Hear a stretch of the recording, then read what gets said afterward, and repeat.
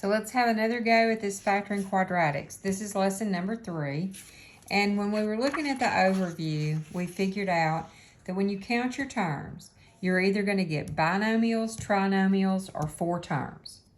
Now, we've already looked at how to do all the binomials in another video. Now let's skip over here to 4 terms. And you notice there's only one choice. You can only factor these by grouping. So let's have a look at the method. Here's a problem, and I do see that I have no greatest common factor, so I can move on to factoring by grouping. Now, what does grouping mean? What symbols group things? Parentheses. So we're going to group the first 2 and the last 2. Then we're going to look at each binomial that we created, and we're just going to factor out the greatest common factor. Now, between these 2 numbers, they both have an x in common. And remember, when you take out a variable as a common factor, you take out the lowest exponent that you have. So the lowest one we have is x squared. Now, we are undistributing. So if I took x squared out of here, remember when you divide, you subtract exponents. So now I have x. If I take x squared out of this one, divide it out, I have 2 left.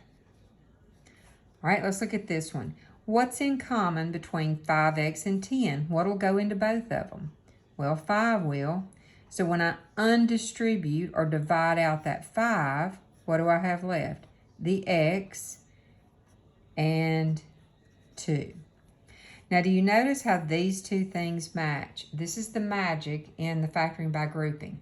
If those 2 sets of numbers don't match, you messed up. Go back. So what you've actually created here is 2 new terms. And we're going to look for a greatest common factor here. What's common in both of these? The parentheses, the x plus 2. So that becomes your first factor. Think of it like a blob. It's not 2 separate numbers, it's just one thing. Now I took it out of both of those. All right, now what's left? Well, here I have x squared left, whatever this sign is. What do you have left here? 5. So this is factored form of this 4-term polynomial. Let's look at another one. All right, same thing. We look for a greatest common factor, and there's not one. We count our terms, 1, 2, 3, 4. So we know we've got to factor by grouping.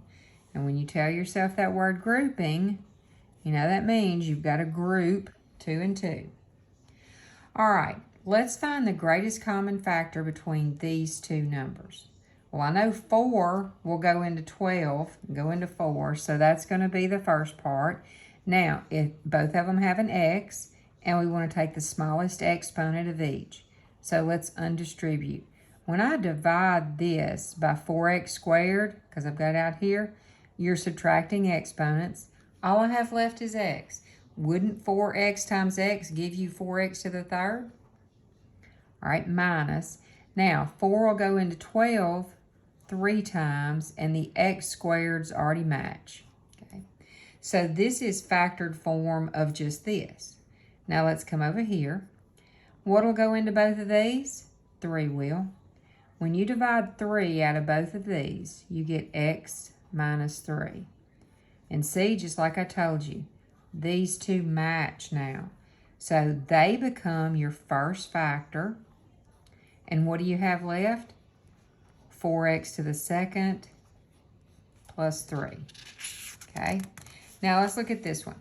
Once again, there is no greatest common factor. I know 2 will go into these 3, but it won't go into that. So we're ready to group here and here. Now let's look at this first set. What will go into both of these? Well, a 2 will. And then as far as the x goes, I want to take the smallest exponent. So I've got 2x to the second. Now when I divide both of these by 2x to the second, I've got x left over out of that one. 2 will go into 8 4 times, and x squared just makes 1. All right. Now, on this one, we have a minus sign here, so we have to remember that when I redistribute that, it's going to change the sign. So when we take it out, we're going to change the sign. Now, what's in common here? I don't see anything, but you have to have something. So if there's nothing in common, you're going to take out a 1. 1 is always in common, so that becomes your number here. All right, when I divide 1 out of this, what do I have? X. Now remember, we're taking out a -1, so it's going to change this sign to positive, and 4 divided by 1 is just 4. And ask yourself, will this multiply back to give me this? Yes, it will. All right, and once again, you saw the magic happen. Now, this is a common mistake. When you have a minus sign right here, people forget to change this sign.